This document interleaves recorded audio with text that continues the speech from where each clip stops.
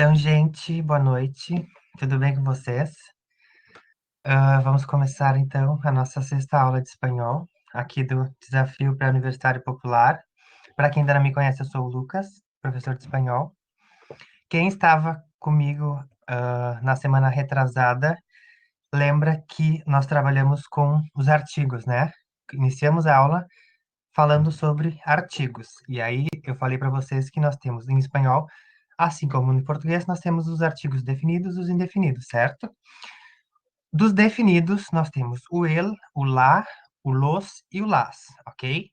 E dos indefinidos, nós temos un, una, unos e unas, tá? O que que tem que tomar cuidado? Com o el, porque o el sem o acento é o artigo e o el com acento é o pronome, tá?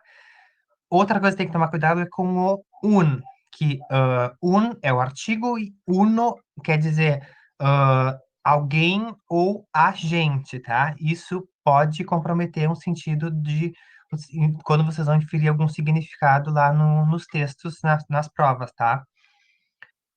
Falei para vocês também que em espanhol nós temos duas contrações. Temos a junção da preposição a com o artigo el, que aí resulta na contração al, e temos a junção da contração de com o artigo el, temos a contração del, tá? O al nós temos em português como ao, e o del nós temos em português como do, tá? É tranquilo, não vai causar confusão vocês na hora que vocês estiverem lendo os textos lá nas provas, tá, gente? Falei para vocês que em espanhol nós temos um artigo neutro, que é o lo, que nós não temos em português. O lo, ele está diretamente relacionado a seis casos, lembra que eu falei isso? Ele está diretamente relacionado a adjetivos, advérbios, verbos no particípio, preposições, pronomes relativos e pronomes pessoais. Nesses seis casos, é certo que vocês vão encontrar antes deles um artigo neutro lo, certo? Falei também para vocês que nas provas, tanto do Enem quanto do PAV, vocês vão certamente encontrarão textos literários, né? E aí, na hora da leitura e da interpretação, você tem que tomar muito cuidado, porque o texto literário, ele vem carregado de subjetividades, né? Com emoções e todas aquelas coisas que eu comentei com vocês, tá? Quem não assistiu a aula passada, a aula 5, os materiais estão no Drive. Vocês sabem que tem um Drive lá do desafio em geral. Tem um espacinho só do espanhol, da língua estrangeira. Tem lá uma pastinha do espanhol. Todos os materiais vão para lá, tá? A aula 5 está lá, inclusive. Outra coisa, quem perdeu a aula 5, tá, se ainda não está no YouTube, a gravação da aula, ela logo em seguida estará, tá? Demora um pouquinho, porque é muitas aulas, e aí o pessoal tem que se virar para editar todos os vídeos e colocar lá no YouTube. Mas se a aula 5 ainda não está, daqui uns dias ela já vai estar lá no YouTube para vocês, ou quem não assistiu poder assistir, ou se alguém quiser retomar, revisar algum conteúdo, vai estar lá, certo, gente? Aula de hoje, gente, aula de número 6. Nós vamos começar já com leituras, tá? Deixa eu para o meu slide aqui. Já vamos começar a aula de hoje com leitura. Espero que vocês tenham, o tamanho esteja bom para vocês irem acompanhando aí a leitura, tá, gente? Vamos começar com esse textinho aqui, tá, gente? Vou lendo e aí vocês vão acompanhando, pode ser? Depois a gente retorna e vamos trabalhar com ele. Então, o texto diz assim: La presunta abuelita. Había una vez una niña que fue a pasear al bosque. De repente se acordó de que no le había comprado ningún regalo a su abuelita. Pasó por un parque y arrancó unos lindos pimpollos rojos. Cuando llegó al bosque, vio una carpa entre los árboles y alrededor unos cachorros de león comiendo carne. El corazón le empezó a latir muy fuerte. En cuanto pasó, los leones se pararon y empezaron a caminar atrás de ella. Buscó algún sitio para refugiarse y no lo encontró. Eso le pareció espantoso. A lo lejos vio un bulto que se movía e pensou que havia alguém que la poderia ajudar. Quando se acercou, vio un oso de espalda. Se quedó en silencio un rato hasta que el oso desapareció y luego, como la noche llegaba, se decidió a prender fuego para cocinar un pastel de berro que sacó del bolso. Empezó a preparar el estofado y lavó también unas ciruelas. De repente apareció un hombre pelado con el saco lleno de polvo que le dijo si podía compartir la cena con él. La niña, aunque muy asustada, le preguntó su apellido. Él le respondió que su apellido era Gutiérrez, pero era más conocido por el sobrenombre Pepe. El señor le dijo que la salsa del estofado estaba exquisita, aunque un poco salada. El hombre le dio un vaso de vino y cuando ella se enderezó, se sintió un poco mareada. Y el señor Gutiérrez, al verla borracha, se ofreció a llevarla hasta la casa de su abuela. Ella se peinó su largo pelo y, agarrados del brazo, se fueron rumbo a la casita del bosque. Mientras caminaban, vieron unas huellas que parecían de zorro que iban en dirección al sótano de la casa. El olor de una rica salsa llegaba hasta la puerta. Al entrar tuvieron una mala impresión. La abuelita de espalda estaba borrando algo en una hoja, sentada frente al escritorio. Con espanto vieron que bajo su saco asomaba una cola peluda. El hombre agarró una escoba y le pegó a la presunta abuela partiéndole una muela. La niña, al verse engañada por el lobo, quiso desquitarse aplicándole distintos golpes. Entretanto, la abuela, que estaba amordazada, empezó a golpear la tapa del sótano para que la sacaran de allí. Al descubrir de dónde venían los golpes, consiguieron unas tenazas para poder abrir el cerrojo que estaba todo herrumbrado. Cuando la abuela salió, con la ropa toda sucia de polvo, llamaron a los guardas del bosque para contar todo o que havia sucedido. E aí, gente, o que vocês acharam desse texto? Muito difícil, muito fácil, tranquilo, fácil compreensão? Reconheceram? Já tinham ouvido falar desse texto? Alguma coisa semelhante, alguma coisa que vocês já conheciam? Que eu passar para aqui. Então, gente, esse texto trata-se de uma adaptação da história da Chapeuzinho Vermelho, né? Apesar de, em momento algum, os autores falarem lá da Chapeuzinho Vermelho, que em espanhol nós temos lá Caperucita Roja, tá? Apesar de não ter nenhuma menção, nem o nome dela, a gente pode inferir que é uma adaptação dessa história, né? Dessa história infantil, tá? E aí, vocês perceberam que no texto, vou até voltar aqui, tinham várias palavrinhas sublinhadas, né? Que eu sublinhei e destaquei ao longo do texto, certo? Para que vocês possam compreender o texto de melhor forma, eu trago aqui os significados dessas palavrinhas, tá? Lá no título já começava com uma palavrinha destacada, né? Presunta. O que que quer dizer isso, gente? Presunta é, traduzindo, seria suposta ou presumível, tá? Ou seja, suposta vovozinha. O título do texto é Presunta Abuelita, a suposta vovozinha, né? E aí depois tem se acordou. Essa expressão quer dizer se lembrar, gente. O verbo acordar-se é o que nós temos em português, o lembrar-se, tá? Depois nós temos regalo. Regalo é um presente, tá? A menina se lembrou que ela não tinha comprado um presente para a avó dela. E aí ela pegou uns pimpojos. O que que são pimpojos? São botões de rosa, tá? E esses pimpojos eram rojos, ou seja, eram vermelhos. Depois, ao longo do texto, ela estava lá no bosque e aí ela montou a carpa. O que que é a carpa? É uma barraca de camping, né? Ela viu uns cachorros de león, lembram que isso fala no texto? Cachorros são filhotes, tá, gente?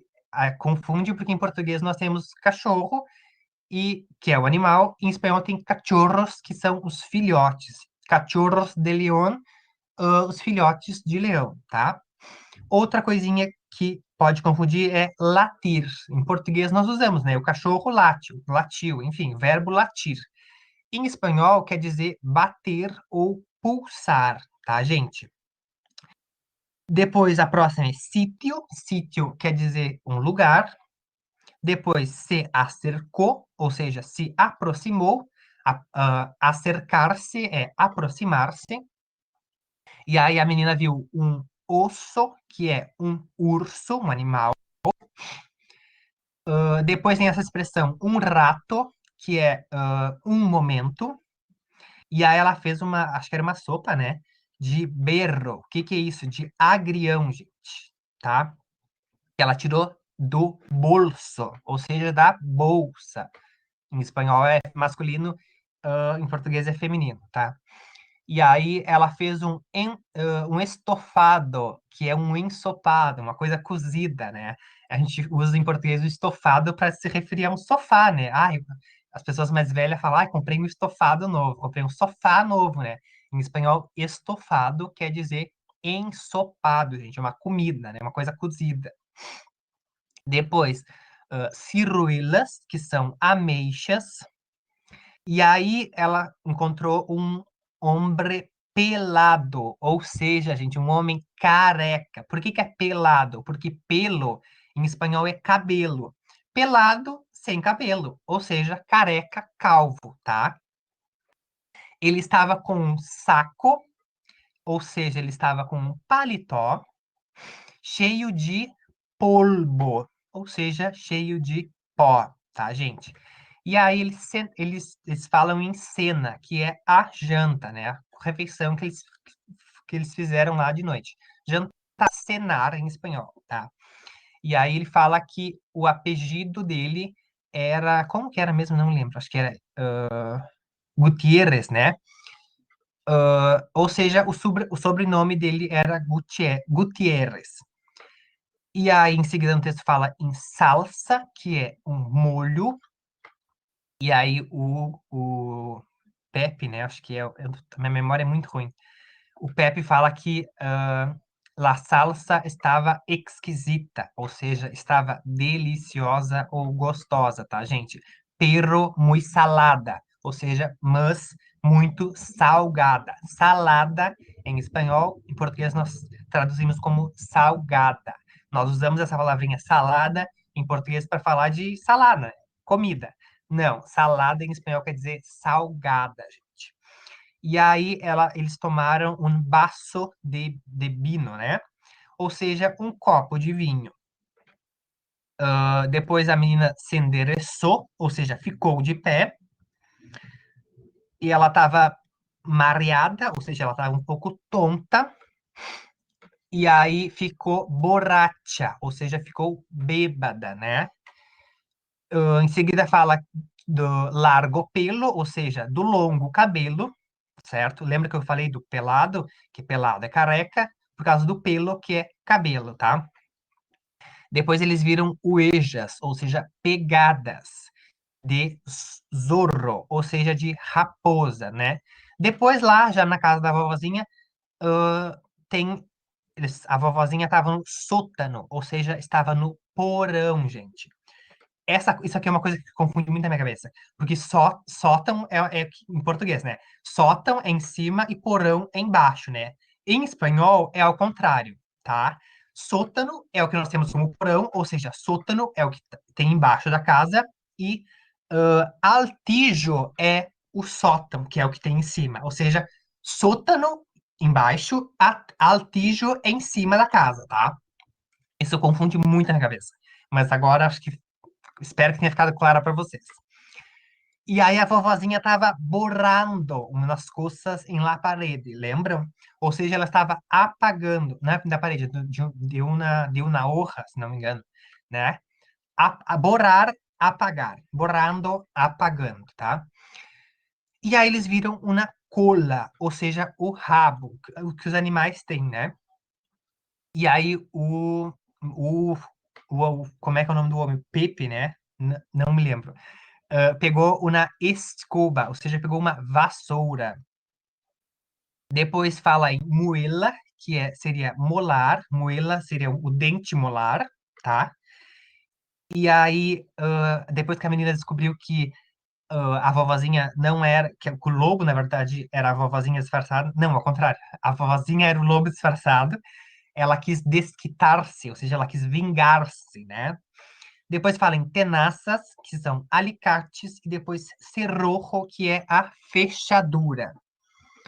Gente, agora que vocês já sabem todos esses significados aqui, a gente vai fazer uma nova leitura do texto, que eu acredito que tudo vai ficar muito bem entendido na cabeça de vocês, tá? Vamos voltar para o texto, então. Vamos fazer uma nova leitura, lembrando daquelas palavrinhas, tá? E vamos ver, vamos tentar extrair tudo que a gente tem desse texto, tá? Então vamos novamente. La presunta abuelita, tá? Había una vez una niña que fue a pasear al bosque. De repente se acordó de que no le había comprado ningún regalo a su abuelita. Pasó por un parque y arrancó unos lindos pimpollos rojos. Cuando llegó al bosque, vio una carpa entre los árboles y alrededor unos cachorros de león comiendo carne. El corazón le empezó a latir muy fuerte. En cuanto pasó, los leones se pararon y empezaron a caminar atrás de ella. Buscó algún sitio para refugiarse y no lo encontró. Eso le pareció espantoso. A lo lejos vio un bulto que se movía y pensó que había alguien que la podría ayudar. Cuando se acercó, vio un oso de espalda. Se quedó en silencio un rato hasta que el oso desapareció y luego, como la noche llegaba, se decidió a prender fuego para cocinar un pastel de birro que sacó del bolso. Empezó a preparar el estofado y lavó también unas ciruelas. Eu falei que ela tinha feito uma sopa, né? Mas na verdade foi um pastel de berro, de agrião, né? Confundi. Depois fala, de repente apareció un hombre pelado con el saco lleno de polvo que le dijo si podía compartir la cena con él. La niña, aunque muy asustada, le preguntó su apellido. Él le respondió que su apellido era Gutiérrez, pero que era más conocido por el sobrenombre Pepe. El señor le dijo que la salsa del estofado estaba exquisita, aunque un poco salada. El hombre le dio un vaso de vino y cuando ella se enderezó se sintió un poco mareada. El señor Gutiérrez, al verla borracha, se ofreció a llevarla hasta la casa de su abuela. Ella se peinó su largo pelo y, agarrados del brazo, se fueron rumbo a la casita del bosque. Mientras caminaban, vieron unas huellas que parecían de zorro, que iban en dirección al sótano de la casa. El olor de una rica salsa llegaba hasta la puerta. Al entrar, tuvieron una mala impresión. La abuelita de espalda estaba borrando algo en una hoja, sentada frente al escritorio. Con espanto vieron que bajo su saco asomaba una cola peluda. El hombre agarró una escoba y le pegó a la presunta abuela partiéndole una muela. La niña, al verse engañada por el lobo, quiso desquitarse aplicándole distintos golpes. Entre tanto, la abuela, que estaba amordazada, enderezó a golpear la tapa del sótano para que la sacaran de allí. Al descubrir de dónde venían los golpes, consiguieron unas tenazas para poder abrir el cerrojo que estaba todo herrumbrado. Cuando la abuela salió con la ropa toda sucia de polvo, llamaron los guardas del bosque para contar todo lo que havia sucedido. Certo, gente? Agora ficou mais tranquilo? Espero que sim. Depois de saberem o que significam todas essas palavras, tá? Então, gente, essas palavrinhas que estão aqui nessas três tabelas tratam-se de falsos cognatos. Acredito que vocês já tenham ouvido falar sobre isso. Deixa eu passar. Acredito que já tenham ouvido falar, ou se não ouviram falsos cognatos, ouviram o professor falando sobre heterossemânticos, ou também tem professores que falam falsos amigos. Eu uso essa nomenclatura, falsos amigos, porque na minha cabeça faz todo sentido, tá? O que que são, então, os heterossemânticos, falsos amigos ou falsos cognatos, gente? São palavrinhas, vocábulos, né, que existem na língua portuguesa e existem também na língua espanhola, com a escrita igual ou muito semelhante, porém elas têm os significados totalmente diferentes nas duas línguas. É aí que dá a confusão, é aí que a gente confunde tudo, né? Para vocês terem uma ideia, existe até dicionário de falsos cognatos português e espanhol, de tantos falsos cognatos que nós temos em comum nas duas línguas, tá, gente? Resumo, então. Os falsos cognatos são palavrinhas que se assemelham nos dois idiomas, português e espanhol, porém, eles têm significados totalmente diferentes, tá, gente? Eu costumo usar falsos amigos porque ah, dá essa ideia de que parece uma coisa, mas não é. Um falso amigo. Parece uma coisa, mas não é. Mas na verdade é outra, né? Então vocês vão me ouvir falando de falsos amigos. E aí eu coloquei, deixa eu passar aqui, eu coloquei até um meme aqui, tá? Cadê? A menininha falando. Dice mi mamá que te consigas amigos reales, no esos falsos que ni conoces y tienes en Twitter, tá?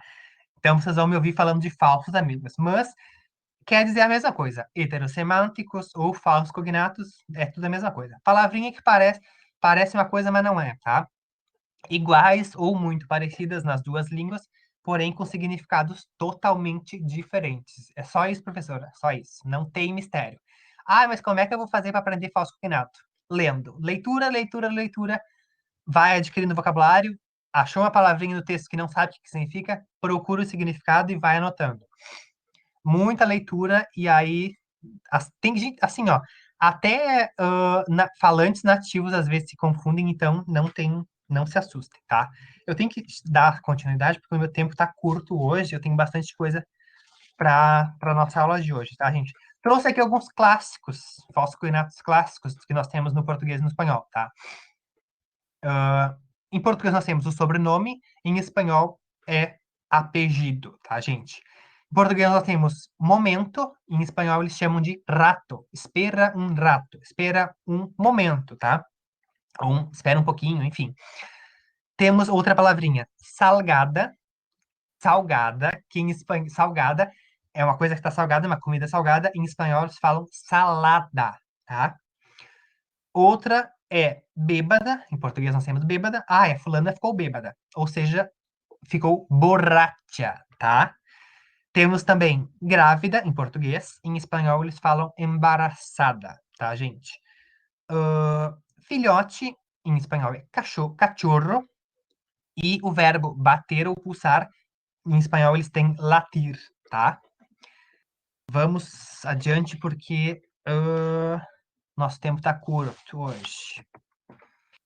Se vocês encontrarem esta frase aí em algum lugar, o que que vocês vão pensar? Meu Deus, o que é isso? Un hombre pelado con un saco gris. Está aí, el hombre pelado con un saco gris. Pelado, sem pelo, com um saco, não tá aparecendo minha setinha, né? Saco é essa roupinha, ou paletó, que a gente fala em português, né? Gris é a cor, cinza, tá? O nome é pelado, pelado sem pelo. Saco gris é a roupa, tá? Então não se assustem se encontrarem por aí, tá, gente? Gente, já são 20 para as 8, meu Deus. Não sei se vai dar a gente fazer tudo hoje, mas vamos lá. Trouxe para fixar os falsos cognatos esse exercício aqui rapidinho, tá? Completa los huecos com los heterosemânticos adequados. E aí nós temos pelado, embaraçada, escoba, ratón, taças, apellido, cachorros, zurdo, rato, frente e desnudo. Na primeira frase nós temos No entre ahora. Estou o quê? Estou desnudo, né? Ou seja, estou sem roupa. Na número 2, ele me besou em la frente, gente. Frente é a testa, tá? Vocês vão encontrar frente no mesmo sentido do português, estar frente a frente, mas a palavrinha frente em espanhol também quer dizer a testa, tá? Ele me besou em la frente e se volteou para que não lo viera com o rostro desencajado, tá? Na número 3, el chico tenía dificultades com a tijera, pues era zurdo, ou seja, era canhoto, gente. A pessoa que escreve com a mão esquerda, tá? Número 4. Mi es hermoso e mi sobrenome es Pili. Ou seja, mi apellido es hermoso e mi sobrenome es Pili, tá? Número 5. Los de León que nasceram en el zoo son divinos. Tivemos essa frase lá no texto, né? Los cachorros de león que nasceram en el zoo, né? Então, são los cachorros, ou seja, os filhotinhos, tá, gente? Na número 6 nós temos, me puedes dar um, por favor, não consigo fazer com que ele de mi computadora funcione.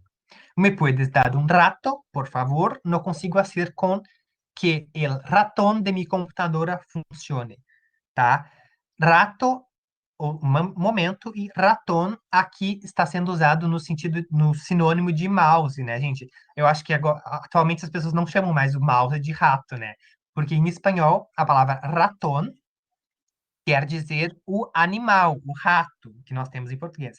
Nesse contexto aqui, eles estão falando do mouse e do computador, tá? Então, não confundam. Tem que prestar atenção no contexto. Na número 7, me compré nuevas para tomar el té.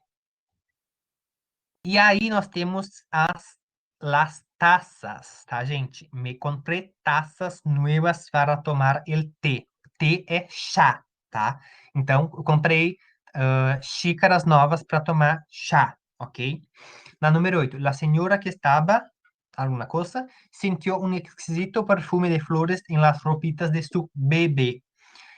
La señora que estaba embarazada sintió un exquisito perfume de flores en las ropitas de su bebé, tá? Na número 9 nós temos Caleb es alto, moreno e pelado. Caleb, ou seja, Caleb é alto, moreno e careca, tá? E na última, número 10, que o negócio lá na frente não consigo ver, para que para aquele piso quede limpio, hay que barrerlo con una, a única palavrinha que sobrou, escoba, ou seja, com uma vassoura, tá, gente? Aqui eu coloquei algumas imagens, porque o meu cérebro internaliza muito mais quando eu visualizo, tá? Então eu coloquei pelado, raton, aqui eu coloquei o animal, mas no exercício a gente tinha o raton se referindo ao mouse do computador. La mujer embarazada, el niño con la mano en la frente, una escoba, uma taça branca e dois cachorros, dois filhotes. E aí, vale lembrar que cachorro pode ser filhote de qualquer animal. Pode ser cachorro de gato, cachorro de perro, ou seja, filhote de cachorro. O perro, com dois R's, é o animalzinho, o cachorro, tá? Pode ser, cachorro pode ser de qualquer animal, tá, gente? Então, não se esqueçam disso. Vamos adiante, porque nosso tempo está curto.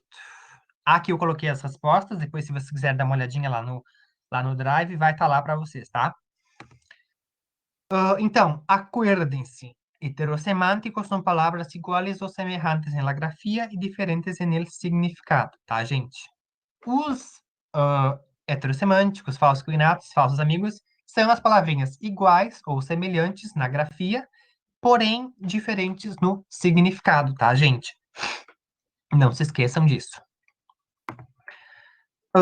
Onde é que vocês vão encontrar os falsos cognatos no Enem e nos vestibulares, gente?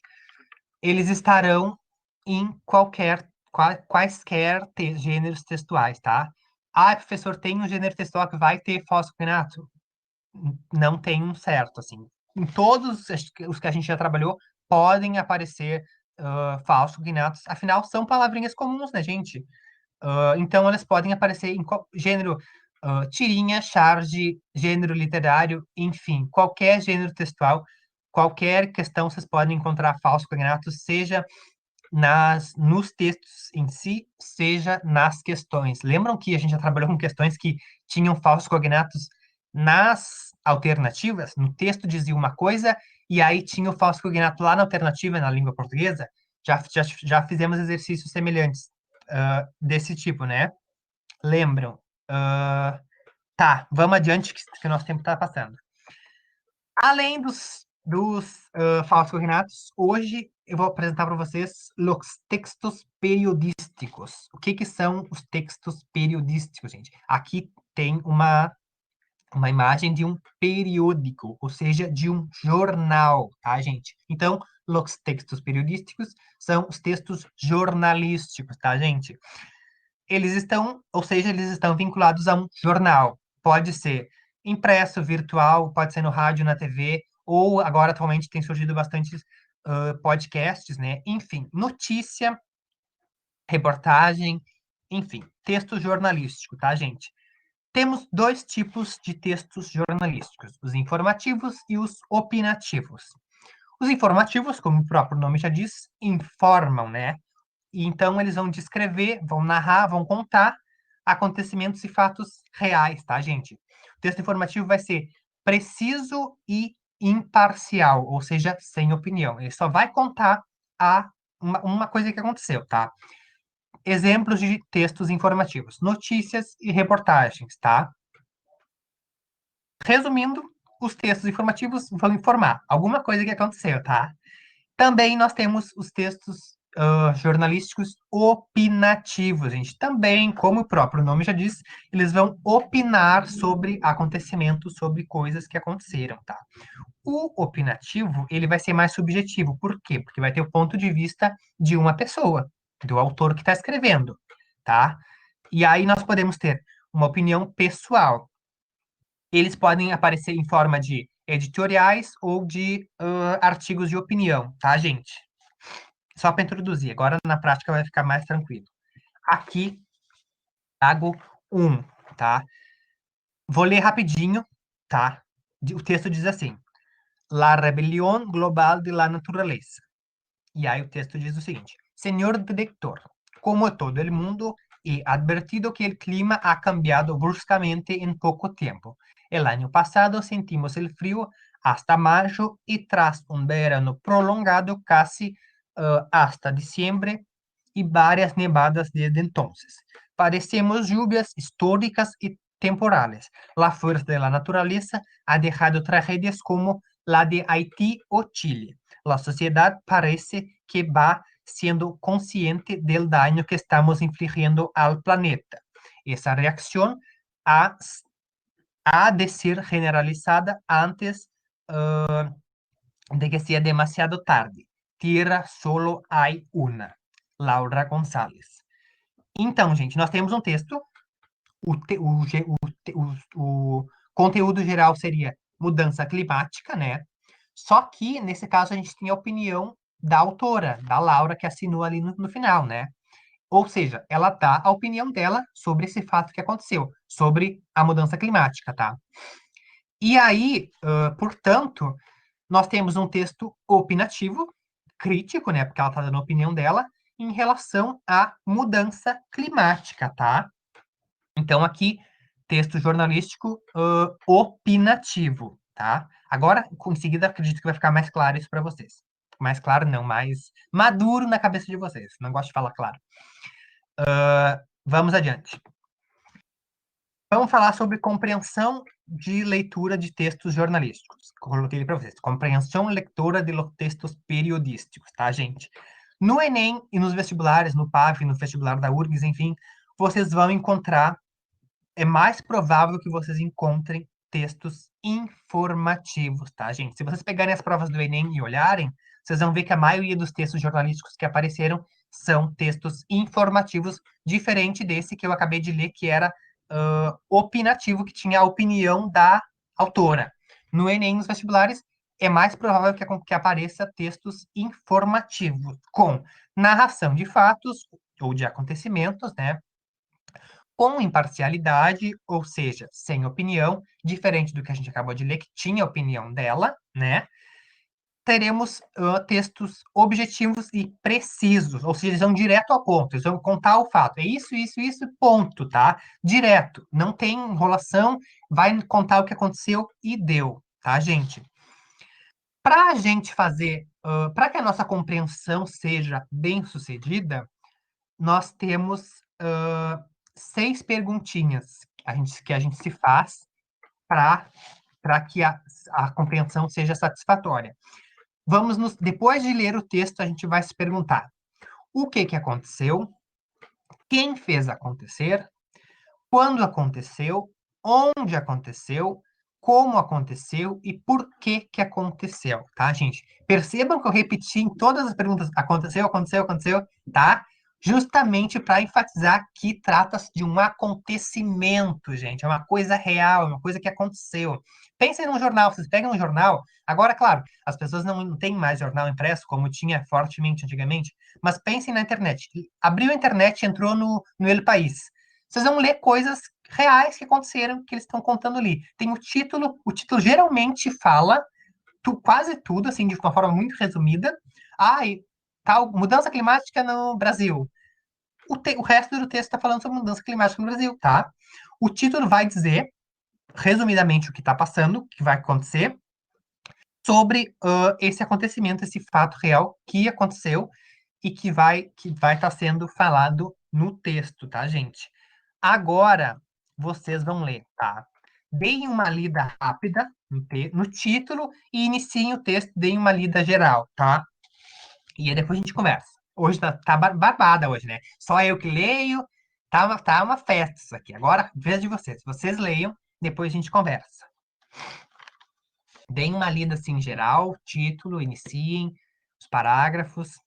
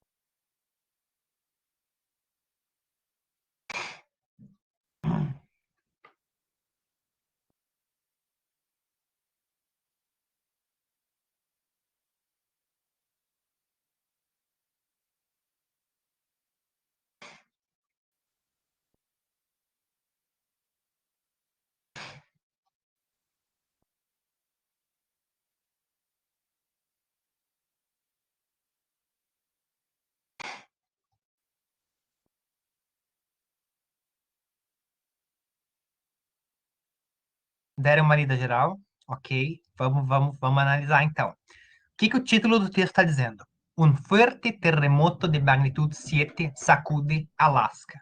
Tá aí, resumo do resumo do que está sendo falado no texto. Um terremoto muito forte, magnitude 7, que sacudiu o Alasca, tá, gente? O texto é resumidamente isso aqui, tá?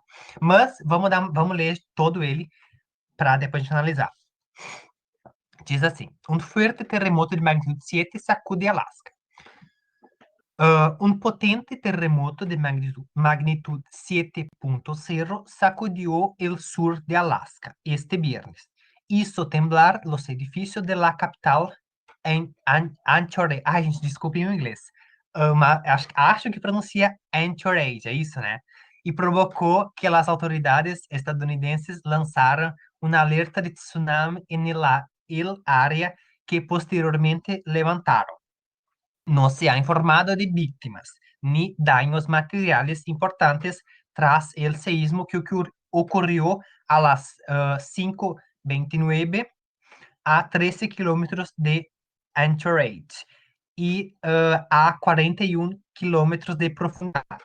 Segundo dados preliminares publicados por el Servicio Geológico de Estados Unidos, ¿tá?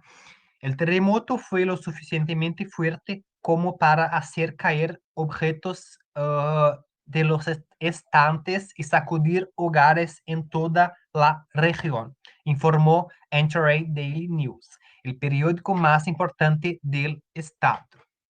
Então, gente, temos aqui um texto informativo, né? Sem opinião, diferente daquele outro que a gente leu lá, que era, acho que é Laura, né?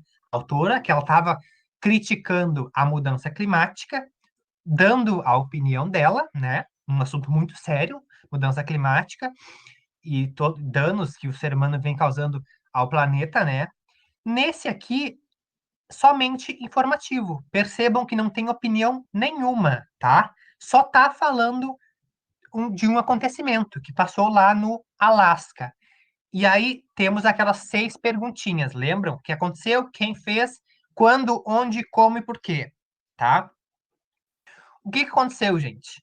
Um forte terremoto de magnitude 7 lá no Alasca. O que aconteceu? Terremoto, tá? A segunda perguntinha era, quem fez acontecer? Nesse caso, ninguém fez, né? Porque trata-se de um fenômeno da natureza, né?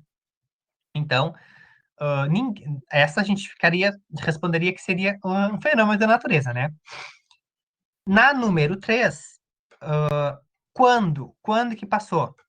Um terremoto de magnitude 7.0 sacudiu o sur de Alaska este viernes, ou seja, esta sexta-feira, tá? Quando? Sexta-feira.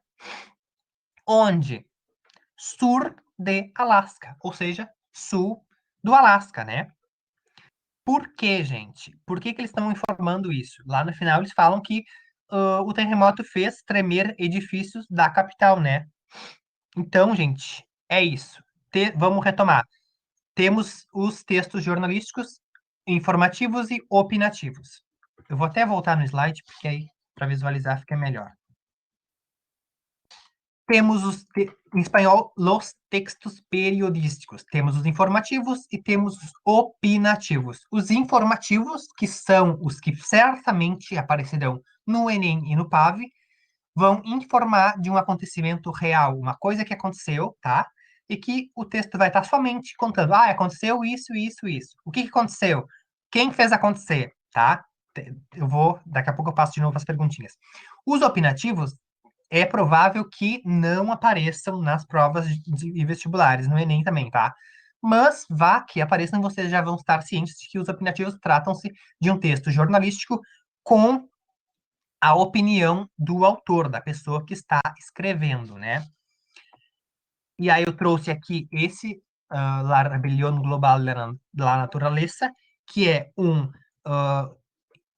texto jornalístico opinativo, porque traz a opinião da Laura Gonzalez em relação à mudança climática, tá? Mas o que vocês precisam saber mesmo são os informativos, que são a maioria nos vestibulares e também no Enem, tá, gente? Informativos vão informar, gente. Eles vão narrar os fatos, coisas que aconteceram, coisas reais, muito importante. De forma imparcial, ou seja, sem opinião, tá? Esses textos serão objetivos e precisos, tá? E aí, depois de ler o texto, a gente se pergunta o que aconteceu, quem fez acontecer, quando aconteceu, onde aconteceu e como aconteceu, tá? E por que também, tá? E aí, provavelmente, a prova vai trazer uma questão relacionada a uma dessas perguntas, tá? Fizemos a leitura desse aqui. A partir da leitura, chegamos à conclusão de que trata-se de um texto jornalístico informativo, porque está somente informando de um terremoto que ocorreu lá no Alasca, né? Sem, sem opinião, somente informação. O terremoto foi assim, assim, assim, no Alasca, na sexta, às 5h29 da tarde, 13 quilômetros lá de Anchorage, enfim. É isso, informação de forma precisa, de forma muito tranquila de se entender. Percebam que nesse texto aqui a gente não encontrou nenhum falso cognato, né? Lembram lá dos falsos cognatos que a gente trabalhou hoje, agora há pouquinho. Nesse aqui a gente não encontra nenhum, né? Portanto, com isso a gente consegue fazer uma leitura bem tranquila e consegue inferir o sentido de forma, ops, de forma tranquila, né? Certo. Gente, antes de encerrar, cadê os informes? Que eu tenho sempre essas informações. Cadê, meu Deus? Tanta folha. Antes de encerrar nossa aula de hoje, eu achei que não ia dar tempo, fui correndo, sobrou tempo, viu só? Relembrando, gente, materiais de todas as disciplinas vão sempre lá pro Drive do desafio, tá? Lá no Drive de espanhol vocês já encontram as aulas de 1 a 5. A aula de número 6 eu vou colocar ainda hoje, que esse material que a gente trabalhou aqui. Além disso, eu vou colocar uma tabela. Cadê? Deixa eu abrir aqui, consigo mostrar para vocês. Uma tabela com muitos falsos cognatos. Cadê o compartilhar tela?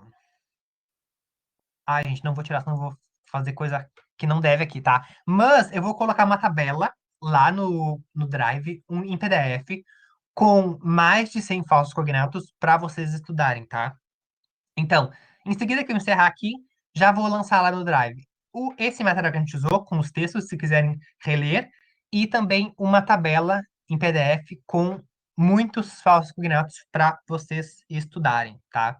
Outra informação importante, lá no Facebook do desafio tem um post fixado com todos os links, assim, úteis para vocês, tá? Tem link aqui para acessar a aula, tem link do Drive, tem tudo lá. Na semana que vem, vocês sabem, vai ter aula de inglês para o pessoal que vai fazer o inglês no Enem e no PAV. Eu retorno no dia. Que dia que eu retorno, Jesus? Semana que vem, 22. Na outra é 29. Quarta-feira, dia 29, às 7h15, estarei aqui novamente com vocês, tá, gente? Com a nossa sétima aula de espanhol.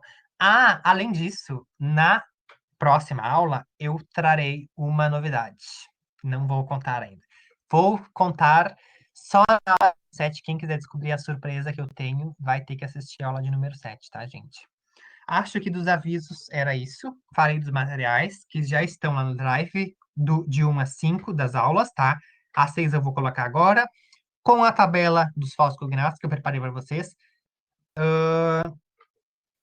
Falei do Facebook com os links. Falei que semana que vem é inglês. E no dia 29 eu retorno, tá, gente? Se cuidem, estudem e tomam água, tá, gente? Bebam água. Deixa eu encerrar aqui. Muito obrigado pela aula de hoje. Cadê? Tchau!